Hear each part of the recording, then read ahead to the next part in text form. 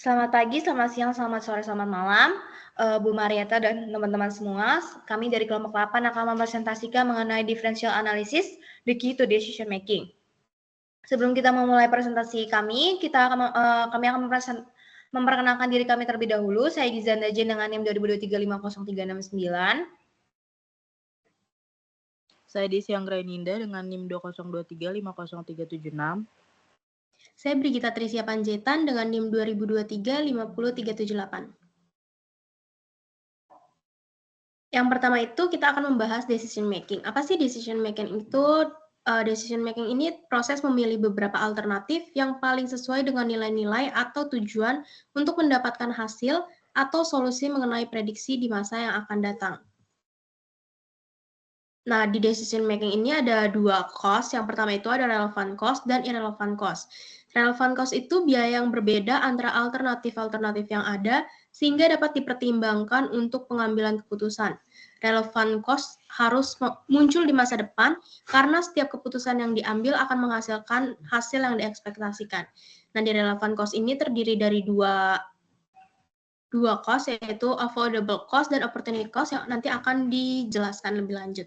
Irrelevant cost itu biaya yang sama untuk alternatif-alternatif yang ada, sehingga dapat dipertimbangkan untuk pengambilan keputusan. Irrelevant cost terdiri dari sunk cost dan future cost. Yang pertama itu cost yang ada di relevant cost, yaitu yang pertama ada avoidable cost. Biaya yang dapat dihilangkan seluruhnya atau sebagian apabila memilih salah satu alternatif dibandingkan dengan alternatif lainnya. Yang selanjutnya ada opportunity cost, biaya yang timbul karena manfaat yang dikorbankan akibat memilih salah satu alternatif dibandingkan dengan alternatif lainnya. Di irrelevant cost ada sunk cost dan future cost that do not differ between the alternative. Sunk cost itu biaya yang sudah terjadi di masa lalu yang tidak dapat dihapus apapun keputusan atau alternatif yang diambil. Sedangkan di future cost, biaya yang akan terjadi di masa yang akan datang dalam jumlah yang sama pada semua alternatif yang ada.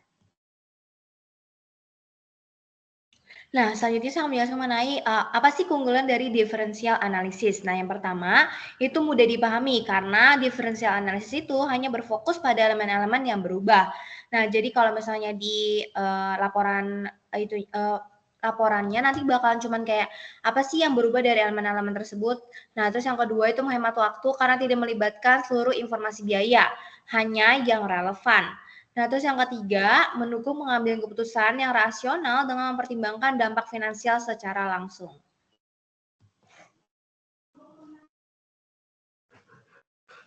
Nah, ada step in decision making, itu ada langkah-langkah yang harus kita lakukan dalam melakukan pengambilan keputusan. Yang pertama, identifikasi masalah dan ketidakpastian. Jadi kita harus tahu dulu nih masalahnya apa sih sebelum kita melakukan pengambilan keputusan dari masalah tersebut.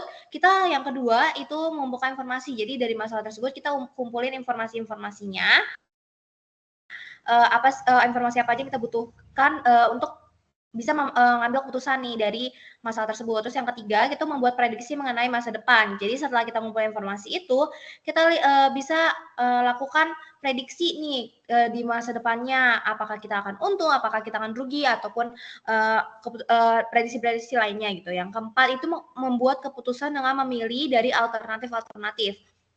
Nah, setelah kita membuat prediksi, kita bisa membuat alternatifnya juga nih. Jadi misalnya dari masalah tersebut, kira-kira jalan keluarnya atau untuk alternatifnya itu apa. Nah, setelah itu kita buat keputusan dari alternatif-alternatif yang udah kita buat. Kita ambil keputusan, terus habis itu yang kelima itu implementasi keputusan, evaluasi performa dan belajar. Nah, dari alternatif yang tadi, kan kita udah buat keputusan. Nah, habis itu kita lakukan implementasi atau kita lakukan keputusan tersebut dalam kegiatan operasional kita. Nah, terus nanti kita lihat nih setelah kita jalankan apakah keputusan tersebut berjalan dengan lancar ataupun tidak. Nah, kalau misalnya ternyata setelah dijalankan keputusan tersebut kurang cocok dengan kegiatan perusahaan kita, nanti bakalan kita evaluasi lagi. Nanti setelah evaluasi kita akan tingkatkan. Nah, itu maksud dari belajar ya. Jadi kita belajar dari kesalahannya itu nanti kita tingkatin semua yang kita rasa kurang dan kurang cocok untuk perusahaan kita. Nah, ini ada langkah untuk menggunakan relevant cost. Yang pertama, itu kita harus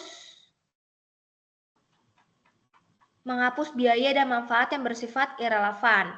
Yang kedua, kita menggunakan biaya yang dan manfaat yang bersifat relevan untuk mengambil keputusan.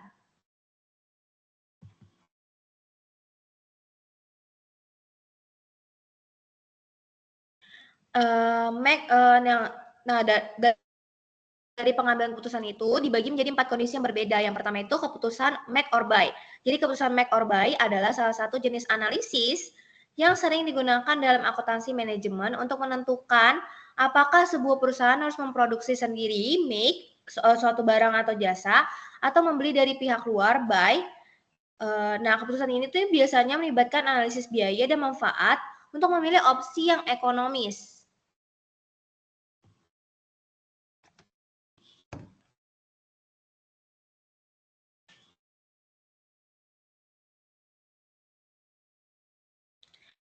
Nah, make or buy ini tuh kan udah saya jelaskan sebelumnya ya.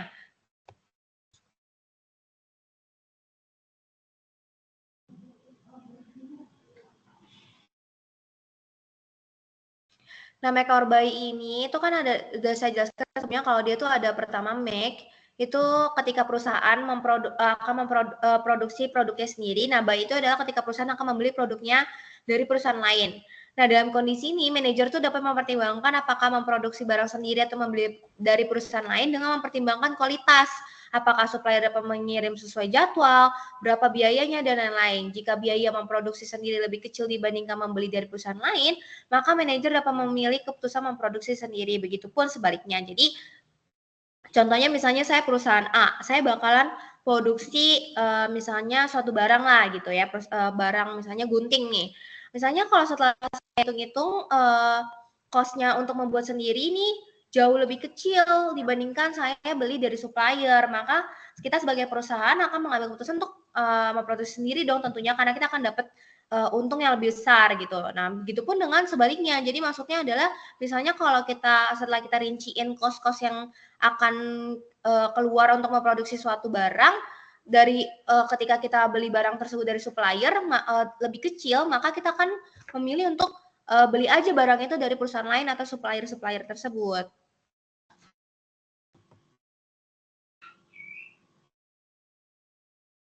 Selanjutnya yang di sini ada keep or drop. Keputusan keep or drop itu adalah keputusan untuk menentukan apakah suatu segmen bisnis, produk, layanan, atau divisi perusahaan yang dianggap kurang menguntungkan akan dipertahankan antara di keep atau dihentikan di drop. Keputusan ini mempertimbangkan dampak finansial dan strategis terhadap operasi perusahaan secara keseluruhan. Next. Dalam keputusan keep or drop, keep ketika lini produk suatu divisi dipertahankan, drop ketika lini produk atau suatu divisi diberhentikan. Dalam kondisi ini, jika suatu lini produk tidak menghasilkan keuntungan atau bahkan menyebabkan kerugian bagi perusahaan, maka manajer dapat mempertimbangkan apakah harus menghentikan lini produk tersebut agar kerugian yang ditanggung tidak bertambah besar. Akan tetapi terkadang dengan menghentikan suatu lini produk juga dapat menyebabkan kerugian yang lebih besar dibandingkan tidak menghentikan lini produk sama sekali. Next slide. Keputusan yang selanjutnya ada accept or reject. Keputusan accept or reject adalah keputusan untuk menerima atau menolak peluang bisnis tertentu, seperti pesanan khusus, proyek baru, atau kontrak tambahan. Keputusan ini mempertimbangkan dampak finansial dari peluang tersebut, khususnya ketika ada kapasitas yang menganggur. Next. Keputusan accept or reject special order. Accept ketika perusahaan menerima orderan khusus dari pelanggan, reject ketika perusahaan menolak orderan khusus dari pelanggan. Dalam kondisi ini, manajer dapat mempertimbangkan beberapa profit yang dihasilkan jika menerima orderan dari pelanggan tersebut. Dan jika tidak menerima orderan dari pelanggan tersebut, apakah terdapat kerugian yang ditanggung. Biasanya orderan khusus ini dalam jumlah besar dan disesuaikan dengan keinginan pelanggan. Next slide. Keputusan yang selanjutnya ada sell now or process future. Keputusan sell now atau proses further adalah keputusan untuk menentukan apakah suatu produk akan dijual pada tahap ini sell now atau diproses lebih lanjut proses further untuk meningkatkan nilai jualnya. Next. Keputusan sell now atau proses further. Sell now ketika perusahaan menjual produknya sekarang, proses further ketika perusahaan memproses produknya lebih lanjut menjadi produk yang berbeda. Dalam kondisi ini, manajer dapat mempertimbangkan keputusan mana yang menghasilkan profit lebih besar bagi perusahaan. Jika dengan menjual produknya sekarang, perusahaan dapat profit yang lebih besar dibandingkan memproses lebih lanjut, di mana akan menambah ada biaya lain, maka perusahaan dapat langsung menjual produknya. Tapi jika dengan memproses lebih lanjut, walaupun dengan biaya tambahan dapat menghasilkan keuntungan yang lebih besar, maka manajer dapat memilih keputusan ini. Next. Sekian presentasi dari kelompok 8. Kurang lebihnya mohon maaf. Terima kasih. Terima kasih. Bentar.